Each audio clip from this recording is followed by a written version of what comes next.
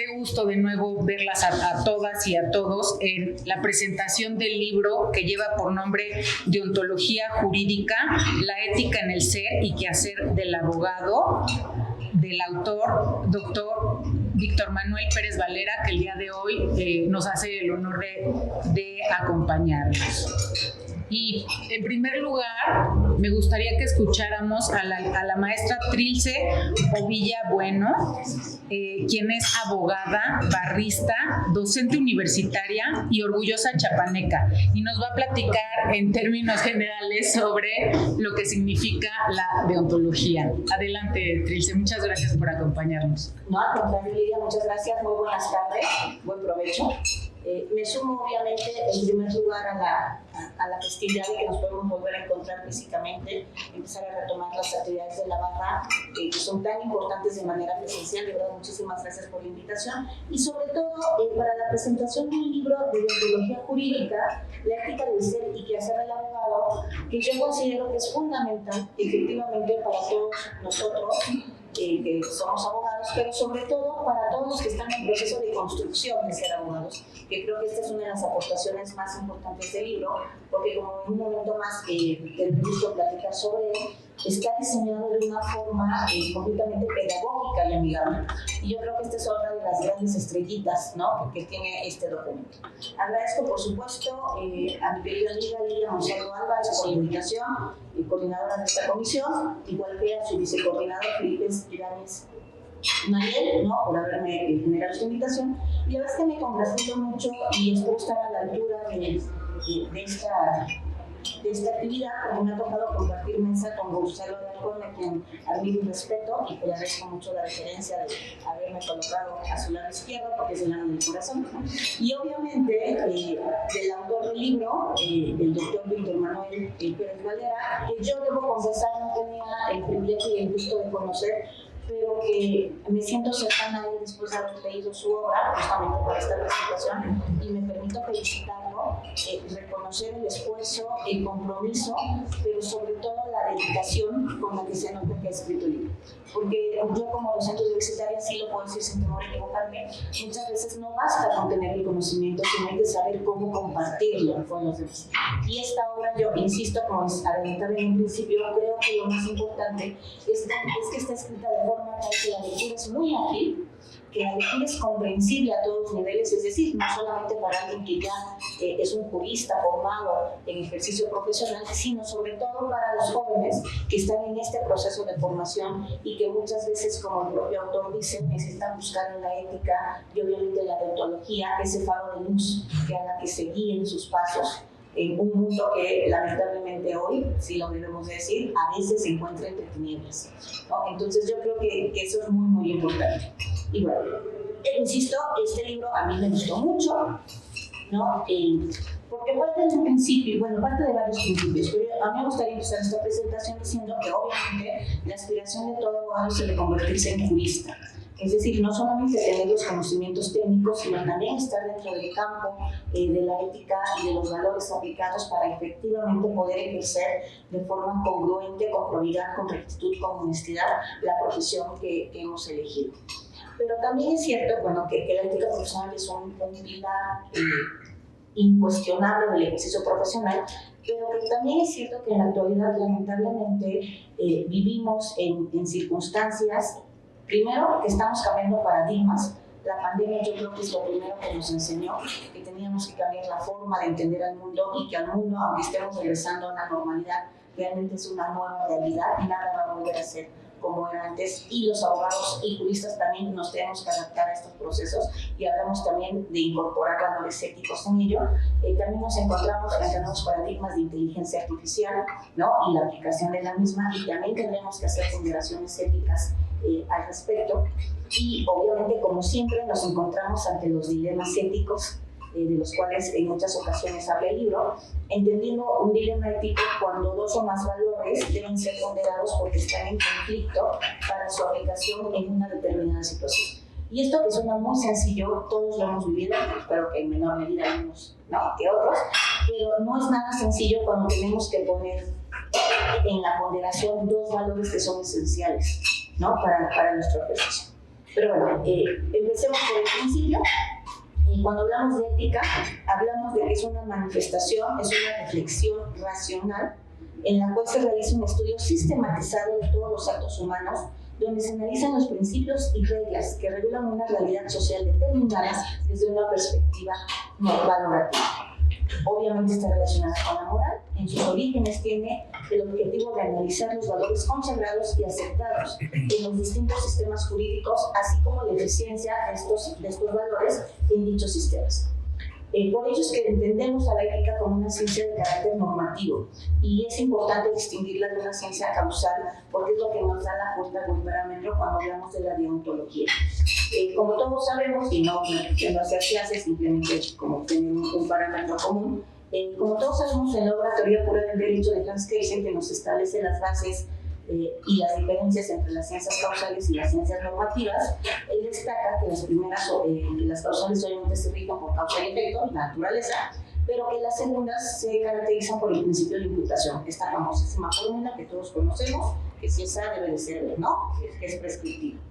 En este orden de ideas debemos también incluir a la axiología, porque los valores que conllevan esta imputación jurídica es el objeto de estudio de la deontología, es decir, el deber que tenemos como abogados de hacer valer el valor y no solamente la norma. Yo soy positivista, debo confesarlo públicamente, sí, perdón, ¿no? Ya, yo disculpo y me retiro, ¿no? En un mundo donde todo el mundo pretende ser naturalista, yo soy positivista, pero yo sí creo, ¿no? Firmemente que este es uno de los puntos donde se ha malinterpretado a Kelsen, ¿no? Porque Kelsen nunca dijo que el derecho no contuviera valores, sino que eran otra cosa además de la norma, además de la estructura.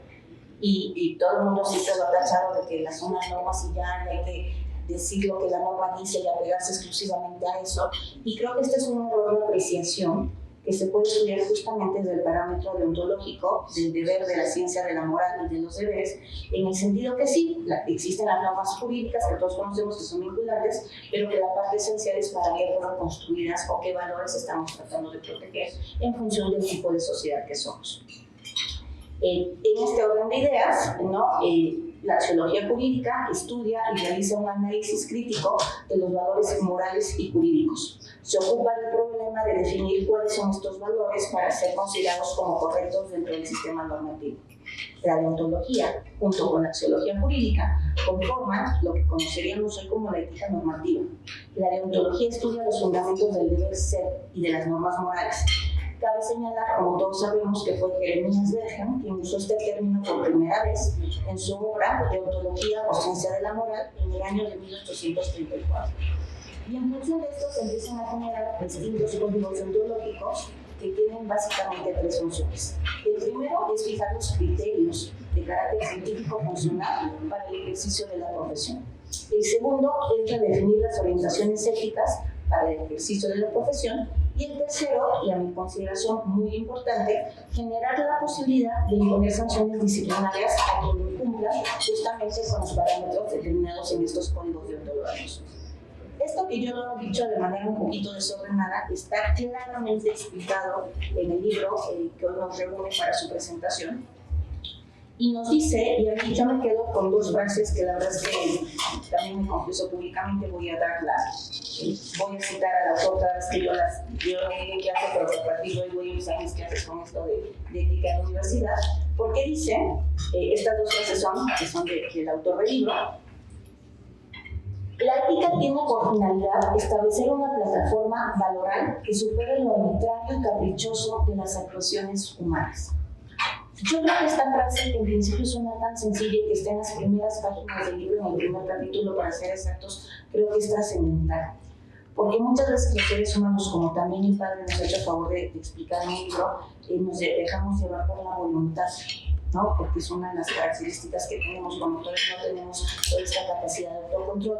Vuelvo a hacer la anotación que yo considero que el libro que es muy buen libro, pero que sobre todo está estructurado para jóvenes en proceso de formación, ¿no? O sea, para darles estas guías y estas pautas de su comportamiento y poder generar la autogestión y poder generar sus propias escalas valorativas. Entonces yo creo que es muy importante esta parte que nos dice que nos ayuda a superar lo arbitrario y caprichoso de las actuaciones humanas. Y la segunda frase con la que yo me quedo, que ya la había yo comentado hace un momento, es que la ética se ha comparado con un faro que ilumina el camino y el sentido de la vida, ¿no? Esta frase también está al inicio del libro y creo que representa muy bien el contenido del mismo. Se hace un desarrollo muy amplio sobre los aspectos de responsabilidad ética, iniciando esta plática tuve el privilegio de platicar con un colega y coincidíamos en comentar, perdón por la indiscreción, que él tiene un hijo de 18 años, yo tengo uno de 21, que más o menos están en la edad, y que cuando hablamos con ellos sobre su desarrollo profesional futuro, sí tienen claro lo que quieren y sí tienen metas y sí tienen objetivos, pero todavía tienen una visión muy introspectiva, o sea, todavía ven como su propio escenario, que falta ver la parte todavía de corresponsabilidad social.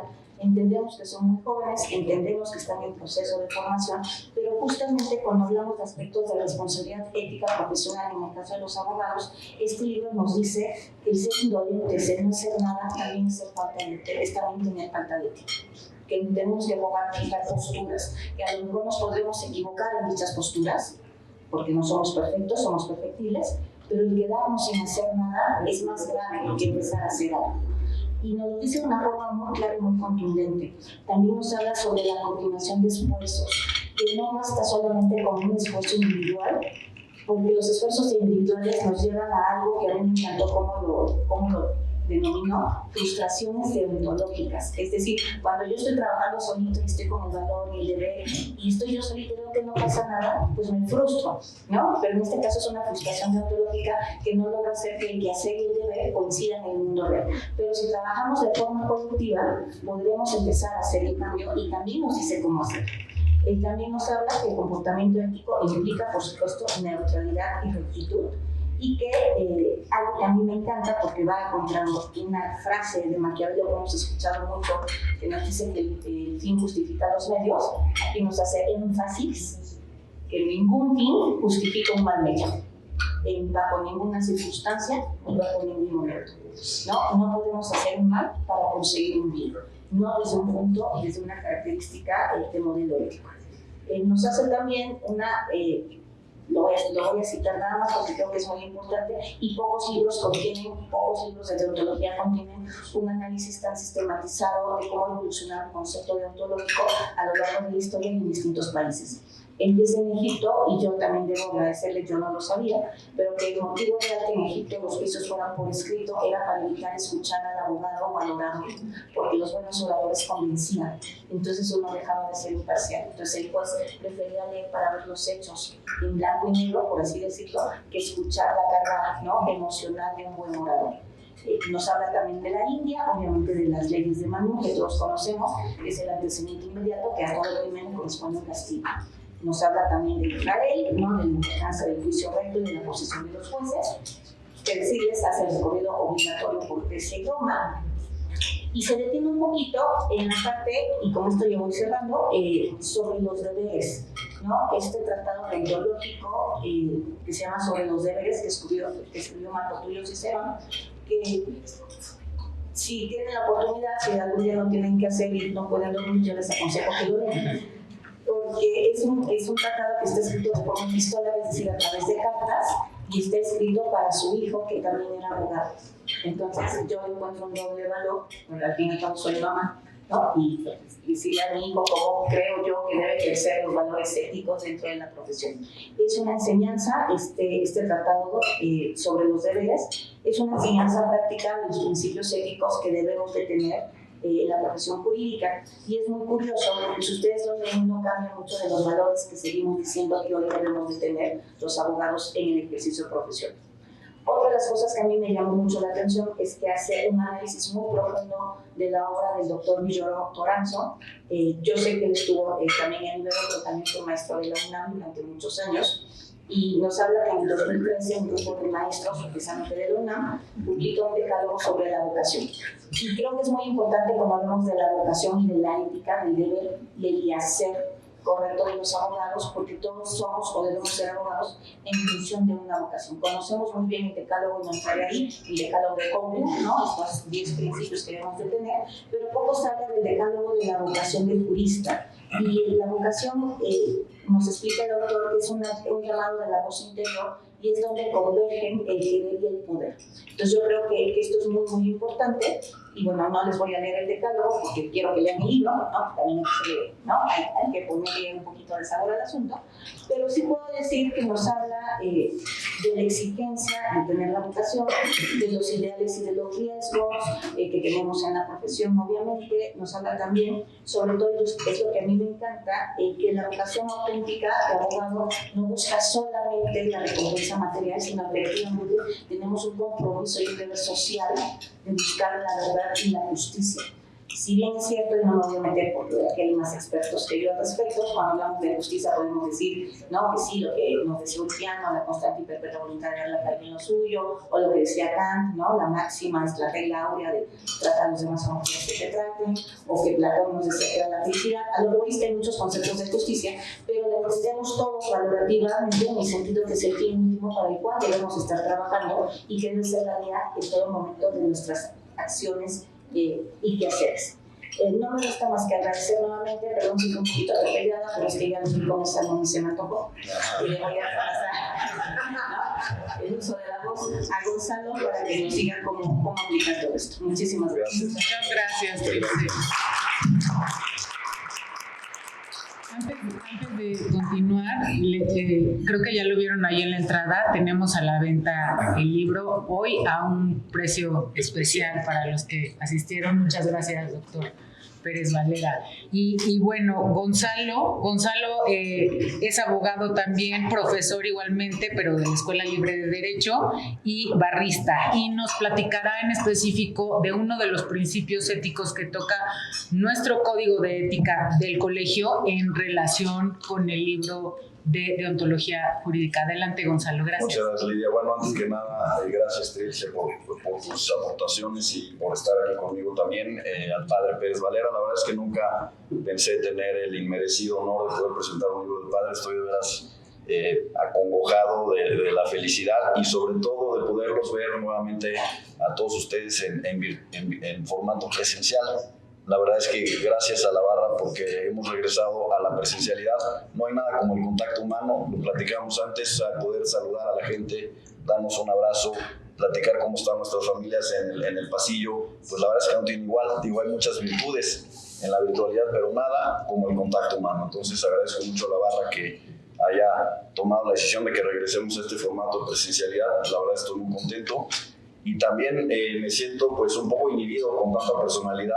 Muchas gracias a todos por estar aquí. Hay grandes personalidades que conocen más ética que yo. Está, por supuesto, Cuauhtémoc Crescendis, que es miembro nada menos y nada más que de la comisión redactora de nuestro código de ética. Gracias, Cuauhtémoc, por estar aquí. Está Alex Torres, que bueno, fue también coordinador de la Comisión de Ética antes. Entonces de veras me siento pues muy contento. Jorge Sepúlveda, nuestro consejero, gracias también por estar aquí en representación del consejo. Muchas gracias a todos.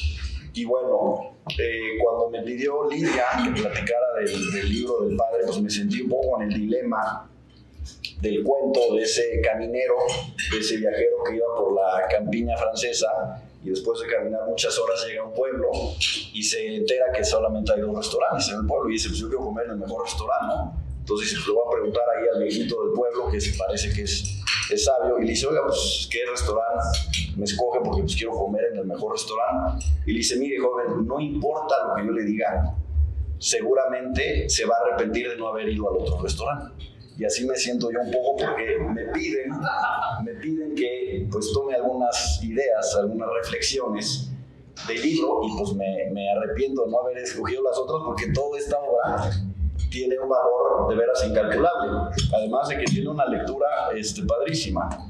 Y yo quisiera invitarlos a que lo lean y voy a hacer breves reflexiones porque pues aquí está el autor y pues no nada menos y nada más que, pues, que él mismo nos comente de este libro tan didáctico. Y yo lo leí en 4 diferentes perspectivas. Este libro yo lo leí en 4 diferentes perspectivas, de las cuales quiero pues reflexionar con ustedes.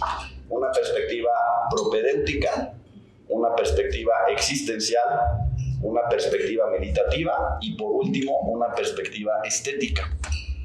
Entonces pues tengo algunas ideas para platicar con ustedes. Primero yo soy de la idea de que la ética es sinónimo de excelencia profesional, ¿no? Este código es un código de excelencia profesional. A eso nos invita, a ser buenos abogados. No solamente a pensar en ser buenos abogados, sino a actuar. Y en ese sentido, como la ética es acción, yo también les quería decir que pues el que no haya comprado el libro, que lo compre, y si es que ya no hay, pues que lo compren en formato digital. En formato digital, en la página dicaya.com.mx, lo bajan literalmente desde su celular. Es un libro que vale 285 pesos, bueno, al menos ayer que me metí a la página eso valía, y pues yo los invito a que hoy mismo, durante esta charla, pues puedan ustedes adquirir esta gran obra del padre Víctor Manuel Pérez Valera. Y bueno, primero en una perspectiva propedéutica, este libro realmente es una introducción a la excelencia profesional. Es un libro que nos adentra muy suavemente en lo que es el ser buen abogado. Entonces, en ese sentido, el valor propedéutico del libro es incalculable.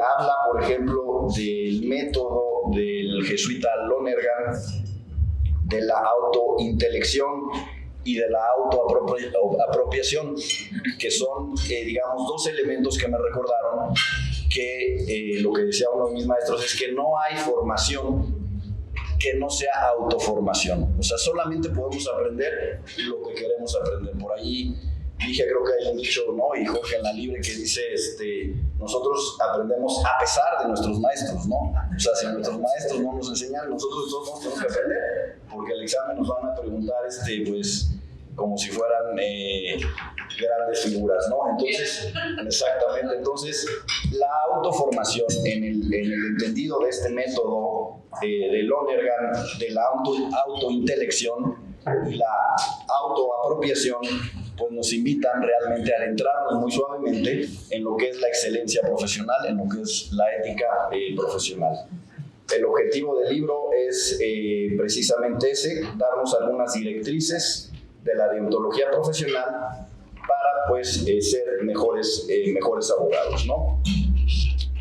En la lectura existencial, este libro me llamó mucho la atención y despertó, me conmovió mucho porque nos hace reflexiones existenciales, o sea, nos lleva a la verdadera existencia de lo que es la vocación del abogado. ¿Por qué somos abogados? ¿Por qué somos abogados? O sea, yo me lo he preguntado, ¿por qué escogí ser abogado y por qué sigo siendo abogado, ¿no? A veces me cuesta trabajo, le digo a mis hijos que de repente me gustaría poner un puesto de cacahuates en el centro y no estar sufriendo tanto, ¿no?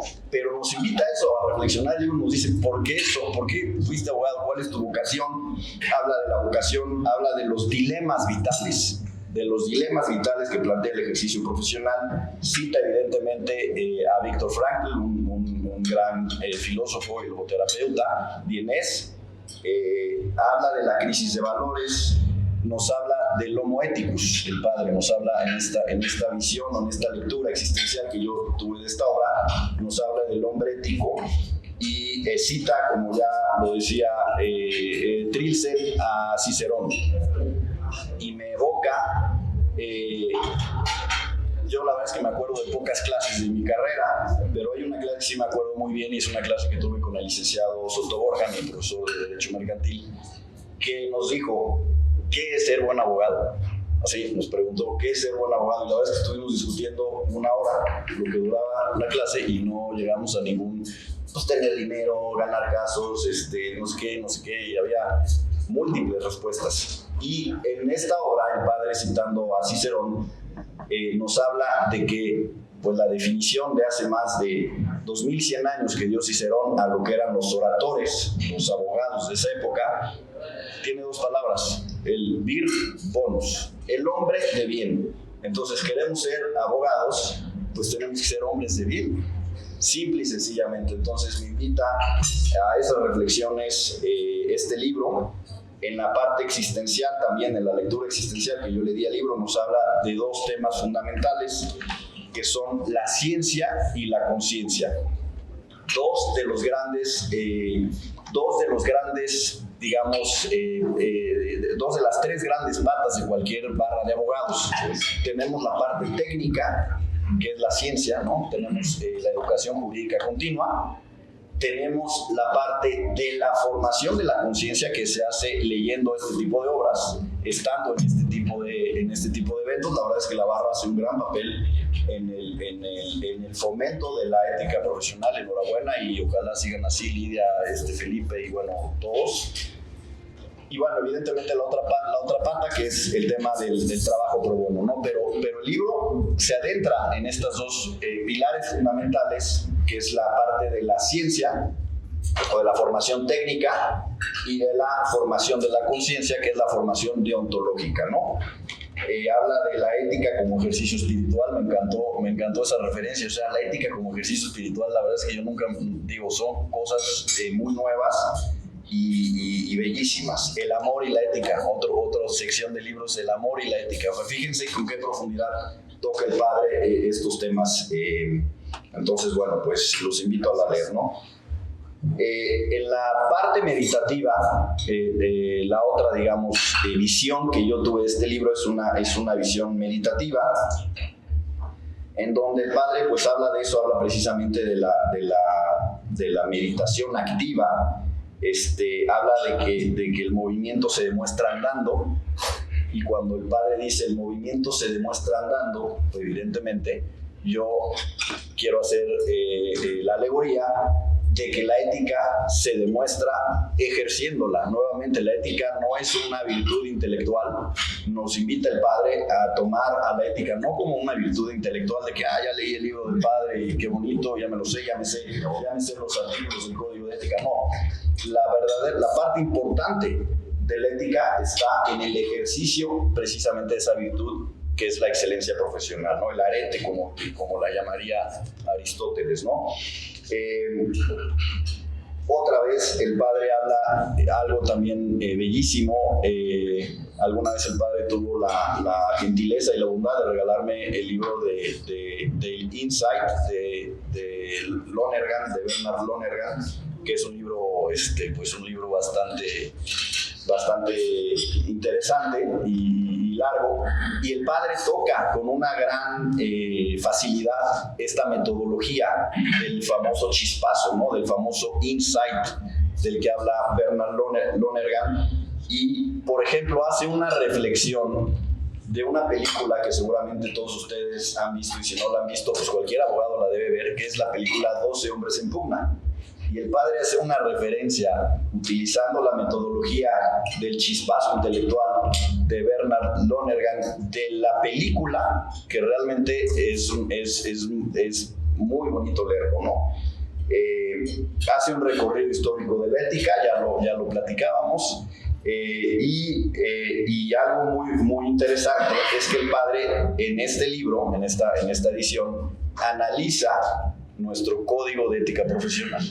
Analiza nuestro código de ética profesional, esta versión de 2017, de la cual Cuauhtémoc es miembro de la comisión redactora, y hace un breve análisis. Y por ejemplo cita a Antonio Pérez Verdía. No sé si ustedes saben quién es Antonio Pérez Verdía. Es un gran abogado y además el primer presidente de la barra mexicana de abogados, citado por el padre en el tema de ética profesional. Entonces, a ese grado, a esa profundidad histórica, llega el padre para abordar los temas de ética profesional de nuestro propio código de la barra. Entonces, la verdad es que vale la pena leerlo, ¿no? Y por último, bueno, pues la visión estética. Si bien es un libro de ética, pues no deja de tener una facilidad de lectura, una belleza de escritura. Como ya lo decía Trilce, o sea, está tan bien escrito, nos lleva suavemente en este recorrido de lo que es la excelencia profesional, que vale la pena, la verdad, adquirirlo. Mis capítulos favoritos son el 4, el 5 y el 6, en donde habla de la vocación, de principios éticos fundamentales y de los principios de la deontología jurídica. Acuérdense ustedes que nuestro código también cambió de ser un código más reglamentado, más, digamos, las normas estaban estructuradas en forma de reglas, a un código de principios.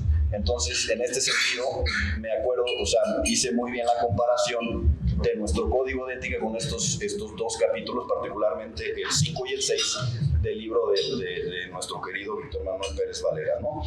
Como ya dije, está impregnado de análisis de películas, libros, autores, cita filósofos, santos, Santa Teresa, la Madre Teresa de Calcuta, cita, bueno, evidentemente a Ignacio Loyola, Scheller, Frankel, hace un recorrido histórico y un recorrido comparativo de lo que es la ética. Entonces, la verdad es que es un libro que no tiene pierde, ¿no? Hay dos capítulos que me llamaron mucho la atención, que no son comunes cuando se habla de ética. O sea, son temas que yo, antes de leer la obra del padre, no había captado muy bien. Evidentemente todo puede ser parte de la ética, pero no había relacionado muy bien estos dos temas. Y uno de ellos es la ética de los contratos. Fíjense ustedes, la ética de los contratos. Entonces eso está tratado por el padre, que está muy, muy bien hecho. Y ahorita platicando con el autor me decía que tiene una sección de lo que es la ética de los contratos desde el punto de vista jesuita. Entonces, bueno, pues la verdad es que vale muchísimo la pena adentrarse para que vean que parte de la ética, todo puede ser parte de la ética, ¿no? De la ética profesional. Otro tema que tampoco es común ver en materia de ética profesional es el tema de la ética de ontología de los deberes, de los derechos y deberes de los consumidores. O sea, la ética del consumidor también es un tema que normalmente no se conoce en materia de ética, y estos dos temas están tratados muy bien por el padre en esta nueva edición de su libro. Y bueno, quisiera yo aquí concluir nada más y darle paso evidentemente al autor de la obra para que nos dé sus reflexiones, citando a otro gran filósofo, porque el padre es un gran filósofo, pero otro gran filósofo que me gusta mucho, que es Ortega y Gasset. Ortega y Gasset, en su libro ¿Qué es la filosofía?, dice que para atacar cualquier problema tenemos que hacer el método que utilizaron los hebreos cuando asediaron la ciudad amurallada de Jericó.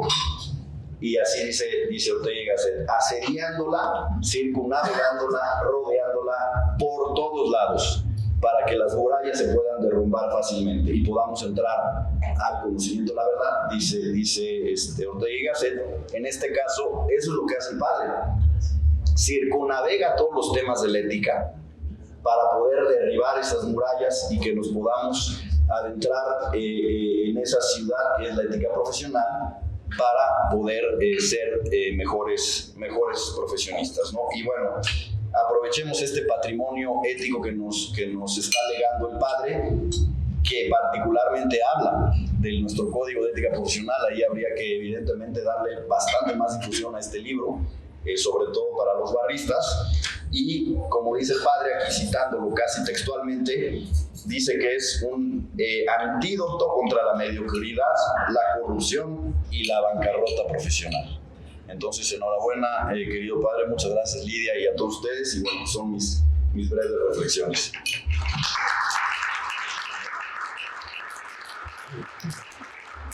Muchas gracias, Gonzalo. Nos das un panorama muy amplio de lo que esperaremos en la lectura de este libro. Y a continuación me permito dar lectura a la semblanza de nuestro autor, el doctor Víctor Manuel Pérez Valera, quien ha realizado estudios de literatura clásica con licenciatura en filosofía, doctorado en antropología religiosa en la Universidad Gregoriana de Roma. También tiene licenciatura y maestría en Derecho por la Universidad Iberoamericana. Fue director del Departamento de Ciencias Religiosas de la Universidad Iberoamericana. Perteneció a la Junta de Gobierno de la Universidad de Loyola del Pacífico. Fue director general académico de la Universidad Iberoamericana Campus Tijuana. Miembro del Comité de Educación Superior del Sistema Universitario Jesuita. Miembro fundador de la Asociación Internacional de Tanatología. Miembro del Comité de Bioética del Instituto Nacional de Cardiología, perteneció al Sistema Nacional de Investigadores hasta su jubilación en 2008. Es académico emérito de la Universidad Iberoamericana, ha impartido las asignaturas de Deontología Jurídica, Teoría del Derecho, Filosofía del Derecho y Seminario de Excelencia en el Departamento de Derecho. Ha publicado diversos artículos especializados en revistas no solo de México, sino de Alemania, Estados Unidos, Italia, España e Israel. Ha realizado diversas ponencias en congresos nacionales e internacionales sobre temas de judaísmo, tanatología, eutanasia, deontología jurídica, teoría del derecho y filosofía del derecho. Actualmente es columnista en la sección de opinión del periódico El Financiero, donde aborda temas ético-jurídicos. Cuenta con cerca de 450 artículos publicados, autor de diversos libros, por mencionar algunos: El hombre y su muerte, Preparación para la vida, Dios y la renovación del hombre, Antropología religiosa, de Heschel.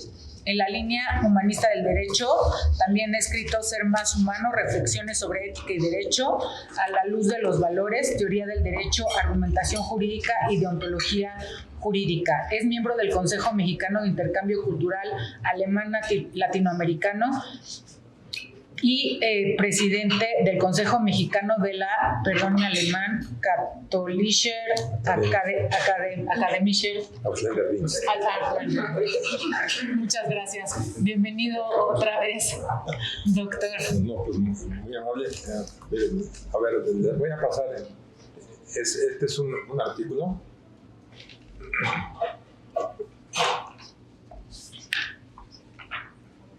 Eso es muy sencillo, ahorita les digo en qué consiste este artículo y por qué podría ser una introducción a la temática, ¿no? Bueno,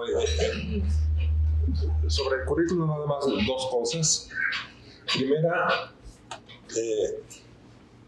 mi doctorado en la Universidad Gregoriana de Roma, que es la mejor universidad de estudios religiosos en el mundo, y en esta universidad hice el tema Antropología religiosa del judaísmo moderno. Entonces soy especialista en el judaísmo. ¿Sí? Obviamente me han invitado rabinos de Argentina, de todo el mundo, y que se quedan admirados de cómo conocía a este autor, ¿no? Claro, tuve que leer sus libros en alemán y en inglés, que él trabajó eso, y en hebreo moderno, que fue el colmo de una lengua nueva. Me llevó un semestre poder leer su libro más importante, se llama Torah Min Hashamayim V'Paklaria Shehadorot. Son 3 volúmenes, la Torah que viene del cielo en el espejo de las tradiciones. Este es considerado el más importante teólogo moderno del siglo XX, no nomás en el judaísmo, sino en el judeo-cristianismo. Abraham Joshua Heschel. Y en segundo lugar, este libro de deontología tendría que completarse con otros 2 libros que tengo de derecho. La teoría del derecho, publicada en Oxford University Press, teoría del derecho, es como de 300 páginas o 400. Completa muchas cosas que están insinuadas aquí en la deontología. Y el otro libro que les recomiendo se llama Argumentación Jurídica, también editado en Oxford University Press.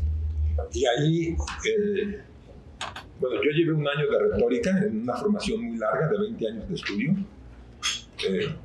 Estudié 4 años letras, 3 años de filosofía, 4 de teología y 4 de posgrado. Esa es como complementación del currículum vitae. El libro de deontología, para mí, lo más importante del libro, cuando le dicen, ¿cuál es tu currículum preferido? Pues todos. Todos me gustan. Ya cuando los releo, bueno, he añadido unos temas que pueden parecer que no son parte de una deontología jurídica. Pero acuérdense que el derecho está en todos lados. Y entonces, ¿por qué hice un estudio especial sobre algo que yo creo que en todos los despachos existe? Es sobre el mobbing, el acoso laboral. Sí. Es un estudio que me llevó prácticamente 2 meses para estudiar esto. Yo tuve que hacerlo muy reducido, con unas 7 o 8 páginas, ¿no? Un tema creo que es muy importante en todos los despachos y en toda la asociación humana, ¿no? Otro aspecto que es también novedoso. Yo he viajado por toda América Latina y bueno, luego me relaciono con abogados. Y hay un abogado uruguayo, Carlos de Cores, que me dijo: voy a hacer mi doctorado en la Universidad de Salamanca y el tema que va a ser presente, pasado y futuro del derecho contractual desde la óptica de los jesuitas. Estudia como a 5 o 6 jesuitas. Nada más uno de ellos tiene en latín, tiene 3 volúmenes de este tamaño sobre los contratos. Extraordinario libro. Y Carlos de Cores hizo una labor extraordinaria. Me regaló el libro, dice: bueno, pues tú tienes la culpa de esto, ¿no? Y entonces lo añado a lo que yo había escrito ya como una síntesis. Ustedes saben que el derecho es el derecho privado ante todo, el derecho privado es el corazón, y el derecho privado es el contrato de hablar. Bueno, entonces añadí ese capítulo también. Añadí en la historia del derecho en México 2 artículos importantes. Uno de los más grandes, tiene una calle en Guadalajara, de los más grandes abogados del siglo XVIII y principios del XIX, Francisco Javier Gamboa, extraordinario sujeto, discípulo de los jesuitas, y fue el que resolvió la primera, en favor de los obreros, la primera huelga del Nuevo Mundo. La huelga de plata, ustedes saben dónde, ¿no? Todavía existe esa huelga. Real del Monte. Real del Monte, exacto. En Real del Monte. Lo resolvió él de manera extraordinaria. Tenía un cargo aquí extraordinario en México, en la capital, y cuando llega la orden de Carlos III de España, no el actual, por supuesto, cuando llega de expulsar a todos los jesuitas de América Latina, acuérdense que estaba en el Paraguay, estaba un dominio de los jesuitas. Las reducciones del Paraguay, ustedes han visto La Misión y sobre todo una obra de teatro que es Experimento Sagrado, fue una obra extraordinaria de los jesuitas. Entonces dijeron a Carlos III: ¿sabes qué? Eso lo vas a perder en 30, 40 años. De mejor corre a todos los jesuitas. Bueno, fue lo que hizo. Y le dijeron, cuando viene el decreto de Carlos III, le dicen a Francisco Javier Gamboa: tú vas a expulsar a los jesuitas de la casa profesa que está ahí en Madero, a un lado de la iglesia de la compañía. Fue la antigua iglesia de la compañía. Y entonces él dijo: yo no voy. ¿Por qué? Yo soy exalumno de los jesuitas y este decreto es totalmente injusto, es arbitrario. Ah, pues tú también te vas expulsado. Y le expulsó a España. A los 10 años volvió,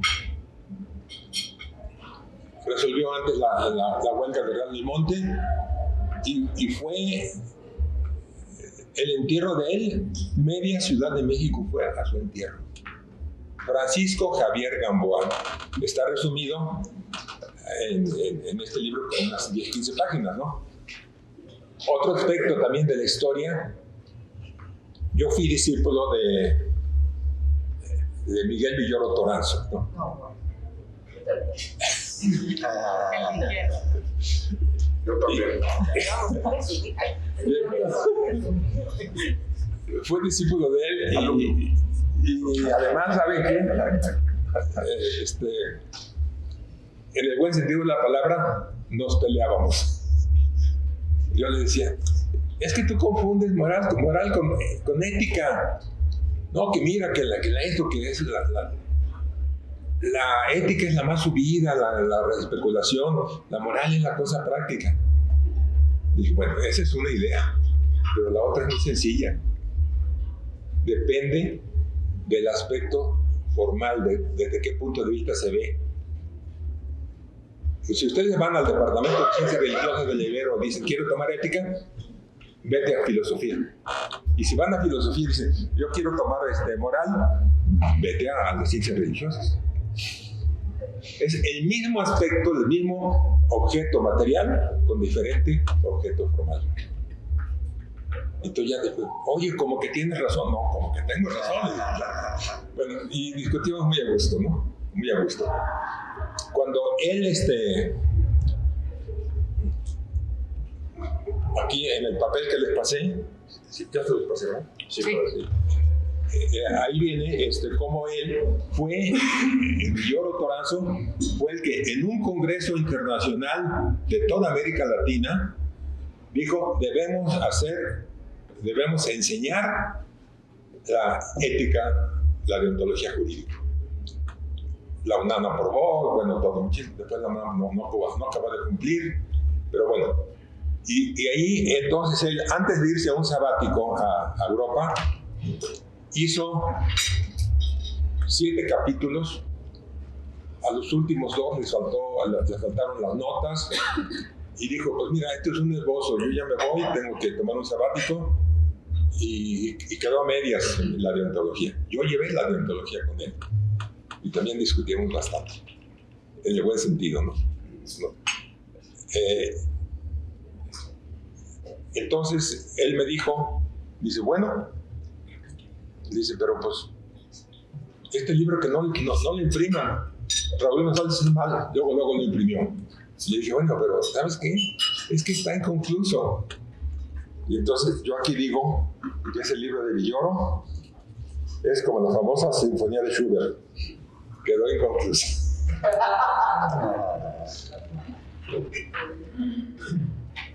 Y un tipazo, don Miguel, para bromear con él, atacarlo así, hasta yo lo atacaba y le decía, pues tú eres cristiano, pero no sabes lo que es el judío-cristianismo. No, pues de eso no sé. Y el día que me iba a examinar oralmente de la deontología, le dije, bueno, yo quiero empezar por ver lo que es la filosofía fenomenológica, la de Husserl. Ir a las cosas mismas, desprovistas de prejuicios, y ver las cosas con ojos nuevos. Tienes 10, ya vete.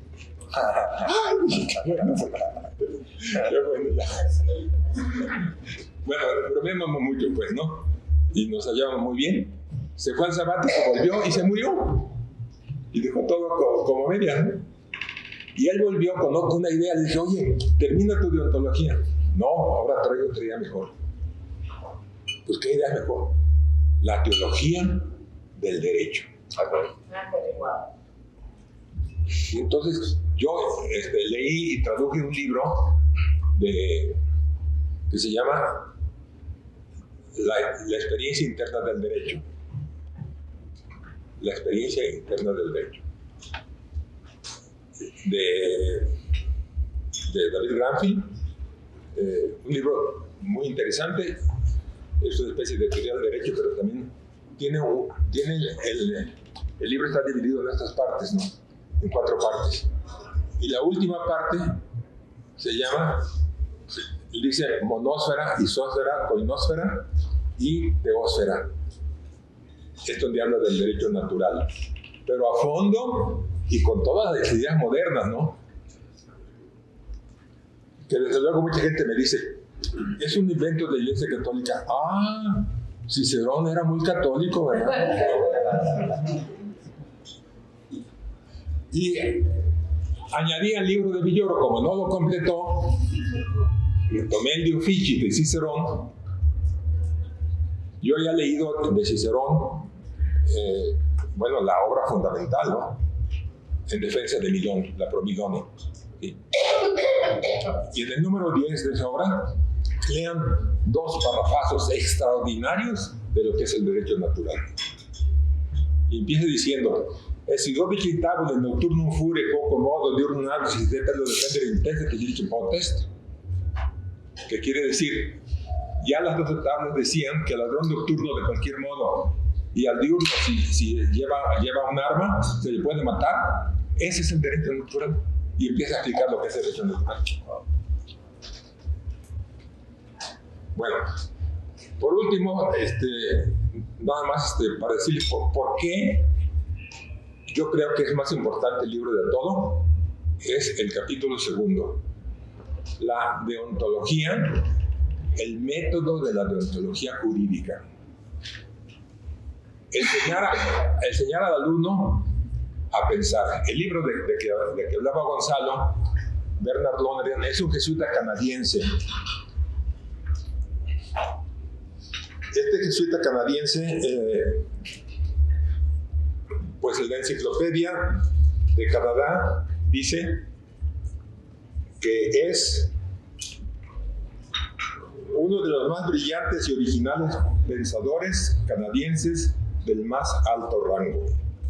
Recibió 21 doctorados honoris causa. Su principal obra, Insight, está traducida a más de 8 idiomas. Existen más de 200 tesis de doctorado en torno a su pensamiento. ¿Cómo se llama el libro? Insight, que significa, él lo decía, hablaba algo de español, el insight sería el chispazo inteligente, podríamos decir. El chispazo inteligente. Y entonces, el método de él, pues usted puede decir, pues es muy sencillo. Pues sí, es muy sencillo. Pero es un método que todos tenemos, pero no lo hemos estudiado, no lo hemos profundizado. Cuando ustedes van a una conferencia, por ejemplo, esta no es conferencia, pero esta charla, lo primero es,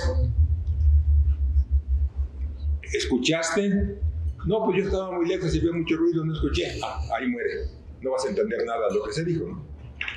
Primero es la experiencia. Segundo, la intelección, el chispazo inteligente. Eso fue la gran aportación de él para poder entender, porque muchas veces decimos, tengo estos datos. Injusto. Momentito, estudia los datos. Haz tu insight, tu chispazo inteligente sobre los datos y entonces te pasas a ver si es justo o injusto. Entonces, el libro de Lonergan empieza, el origen es el deseo irrestricto de conocer y de amar. Tomada del principio de una de las principales obras de Aristóteles. Todo hombre tiene el deseo irrestricto de conocer y de amar. Irrestricto. Todos los demás deseos no son irrestrictos, nada más hay 2 deseos irrestrictos, el de conocer y amar. Ese es el origen del conocimiento. El subtítulo del Insight es comprender el comprender humano. Eso es lo que nos falta. No enseñamos a pensar. Comprender el comprender humano. Y lo primero que hay, ese deseo irrestricto se va a encontrar con 2 dificultades. Las 2 palabras son un poco raras, pero las van a entender muy claramente. Bias son, podemos decir, sesgos y prejuicios. Lo podríamos traducir. Bias. Él estudia 4. ¿Qué dificultades tenemos para entender? Y lo otro es todavía más grave. Él le puso el nombre, es el inglés, scotosis. Ustedes conocen varias palabras de esta raíz, ¿no? Scotland, y un filósofo muy famoso, medieval, Jan Duns Scoto. ¿Y por qué era Scoto? Porque era muy oscuro. ¿Y por qué Escocia? Porque es muy oscuro también. Entonces, hay gente que tiene escotosis, no quiere conocer. Lean una parte del Evangelio fabulosa en que dice Jesucristo: ¿por qué les explico más si no quieren conocer estos? Dice uno, sí, mira, esa es la escotosis. Es decir, hay gente que son como topos, sí. Estudiantes, sí. Abogados, también. No quieren conocer, ¿sí?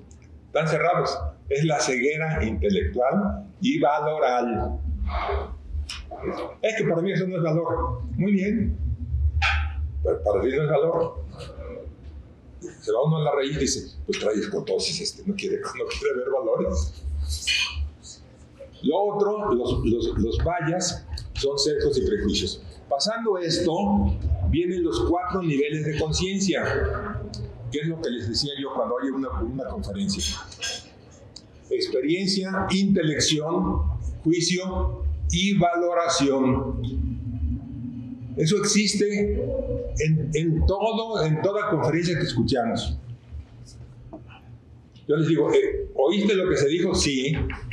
¿Entendiste las palabras? No, pues hablaba muy elegante, muy... Hasta ahí quedaste. No puedes hacer más. Te atoraste en la intelección. Bueno, no, pero sí entendí lo que dijo el orador. Perfecto. Vamos al juicio. ¿Lo que dijo es verdadero? Pues yo creo que sí, en general, sí. Ok, entonces, ¿vale la pena aplicar lo que dijo? Sí vale la pena. Bueno, esos son los 4 niveles de conciencia: experiencia, intelección, juicio y valoración. Entonces, no nomás conocemos por conocer, conocemos también para actuar. Es la valoración, deliberación, evaluación, decisión y acción. Ese tiene estos 4 de estos pasos. Bueno, ahora, de este método, pues yo les diría como... Primero, una cosa que es interesante es estos 4 niveles de conciencia o esta estructura del conocimiento es inatacable. Es decir, Lonergan le llama invulnerable. No lo puedes herir por ningún lado. Y dicen los alumnos, esto pues lo he dado yo como 20, 30 clases, ¿no? Dicen los alumnos, bueno, dicen, oiga, ¿cómo que invulnerable? No, ¿por qué? A ver, ¿entendiste lo que dice mi libro? ¿Lo leíste? Sí. Si no lo leíste, pues ya, no puedes juzgar. ¿Lo leíste? Sí. ¿Lo entendiste? No, pues está sencillo, sí lo entendí. Ok. ¿Es verdadero lo que dice? Es falso lo que dice. ¿No vale la pena? No vale la pena. ¿Ya me dices la razón? Aun negándolo, tienes experiencia, intelección, juicio y valoración.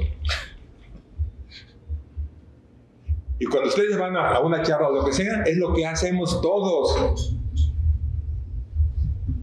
Ahora, eso lo profundizamos y es el libro de 700 páginas.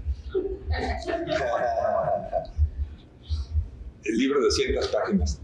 Y por ejemplo, nada más yo les diría una cosa. Sí, hablamos muy bien de la persona y el derecho es muy importante, la dignidad de la persona. Pero es muy importante el sujeto. Todo este libro brota de el retorno al sujeto. Generalmente decimos, ¿qué es la verdad? Bueno, el sujeto y el predicado, ¿no? Le dimos sujeto y predicado. Pero no vamos a tomar el sujeto aquí en sentido gramatical, sino el sujeto es la persona en cuanto consciente. ¿Es persona el que está dormido? Sí. ¿Es sujeto? No, porque no es consciente. Entonces el sujeto fue despreciado de la filosofía. Vamos a conocer objetos. Pero si no te conoces a ti mismo, ¿cómo conoces? Pues es que estás mutilando el sujeto. Hasta que llega Kant y le da mucha importancia, y también Descartes le dan mucha importancia a conocer el sujeto. De ahí parte Lonergan y nos habla de 4 tipos de sujetos que hay. Y el mejor es el sujeto existencial. Y una de las cosas importantes de este método es la autoapropiación. Por eso es importante para la ética. A mí no me importa que me digas casi de memoria el libro. Él decía Lonergan, si uno de mis alumnos se aprende de memoria mis 700 páginas de mi libro, ese no es mi alumno, ese no es mi discípulo. Es mi discípulo que aprendió a pensar. Igual mismo lo digo yo de mi ética, de mi deontología. ¿Cómo nos apropiamos la autoapropiación de los valores? Obviamente es toda una gama de valores y todo eso, ¿no? Pero la autoapropiación de los valores, si no hay eso, pues fallaste en el método del libro y fallaste en el estudio de la deontología. Es la autoapropiación. ¿Y a qué te lleva luego la autoapropiación? A la conversión intelectual, a la conversión espiritual y a la conversión religiosa. Pero bueno, esto, como ven, todo esto es mucho más complejo y va siendo explicado de manera mucho más clara. Uno de los autores especialistas en Frederick Crowe, decía que la nueva filosofía del siglo XX es la filosofía que le llaman analítica, pero tiene muchos matices, ¿no? Carnot, Wittgenstein, y sobre todo el Círculo de Viena, también hay en Estados Unidos, todo eso, ¿no? Y entonces empiezan a explicar, y ahorita es un tema interesantísimo que estoy estudiando, la filosofía de la ciencia. Y hay varios autores, no muchos, varios autores que dicen mente, cerebro es lo mismo. Es decir, no hay alma, no hay más allá, no hay Dios. ¿Ok? Pero resulta que hay otros estudiosos de la filosofía de la ciencia y premio Nobel como Eccles, como Kuhn, que dicen no puede haber identidad mente-cerebro, y lo demuestran. Son libros gruesos, ¿no? Estoy estudiando ahorita este tema. Bueno, hay autores que estudiaron la filosofía analítica y dijeron: el mejor autor que responde a la filosofía analítica es Bernard Lonergan. Y no lo dice un autor, varios autores lo dicen. Entonces vale la pena este método porque enseña a pensar, enseña a descubrir los valores, enseña a apropiarse de los valores y lo lleva a un cambio de vida, que es lo que es, en palabras sencillas, la conversión, a un cambio de vida.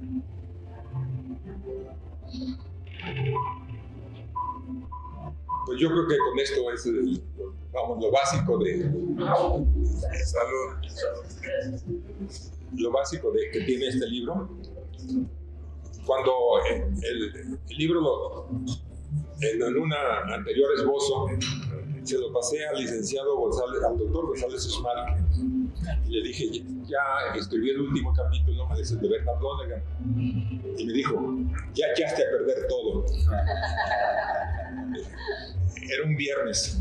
Dije: mira, Raúl, llévate este capítulo, lo estudias en tu casa. Es que eso no le van a entender los alumnos. Espérate, tú léelo, vete en tu casa y luego el lunes me dices si eché a perder todo o lo mejoré todo. Llega el lunes y me dice: Víctor, lo mejoraste todo. Oye, pero ¿cómo explicas a Lonergan tan difícil? Yo tuve un hermano jesuita que murió hace un año, profesor de filosofía en la Universidad Sofía de Tokio, de la importante filosofía de Japón. Bueno, no igual que el imperial, pero de las mejores filosofías de universidades. Fui invitado allá 2 veces, pero pues yo dije: no, yo de llevar uno mucho. Entonces, mi hermano era el experto en Lonergan y fuera lo que enseñaba en Sofía. Y cuando se dieron cuenta de la Universidad Imperial, decían: oiga, ¿nos enseña ese nuevo manera de pensar? Y decían: es que aquí pensamos diferente. No. Japón, China y todos pensamos igual. Punto. Pensamos igual. Y entonces se ganó, hubo un autor ahí, de Suzuki, que coincide mucho. Él le llama Satori el Insight. Es el espacio inteligente. Entonces yo dije: bueno, pues le voy a mandar a mi hermano estos ensayos. Dije: me va a poner, porque no era mi hermanito, pero me tiraba re duro, cuando no le gustaba algo. Entonces me dice, él era muy devoto, muy devoto, era una persona muy devota, muy espiritual, no como yo. Entonces me dice: tu libro me llegó a las 7 de la noche, ya no fui a cenar, me puse a leerlo. Empecé el capítulo de Lonergan, terminé a las 2 de la mañana y me bajé a la capilla a darle gracias a Dios. ¿Qué tengo que cambiar? Nada. ¿Cómo? Pues tú sabes Lonergan. Pues, dice: oye, pero ¿cómo lo haces lo bajas tanto y todo? Tiene un capítulo que dice el insight en un film jurídico. Veíamos esta película, a ver, vamos a analizarla. Todas las partes de la película. Oye, pues esto es Lonergan. Y yo les decía de broma, cuando vio Lonergan que era difícil su filosofía, les dijo: voy a mandar solo una película para que se haga más sencilla. No es cierto, pero es realmente, si ustedes ven esa película y la analizan con el método de Lonergan, van a ver por qué hay gente que lo rechaza, hay gente que tiene escotosis, hay gente que tiene sesgos. Los que van poco a poco accediendo hasta votar en favor del mexicano, los que van poco a poco van descubriendo la experiencia, la intelección, el juicio y la decisión. Bueno, pues muchas gracias, muy amables.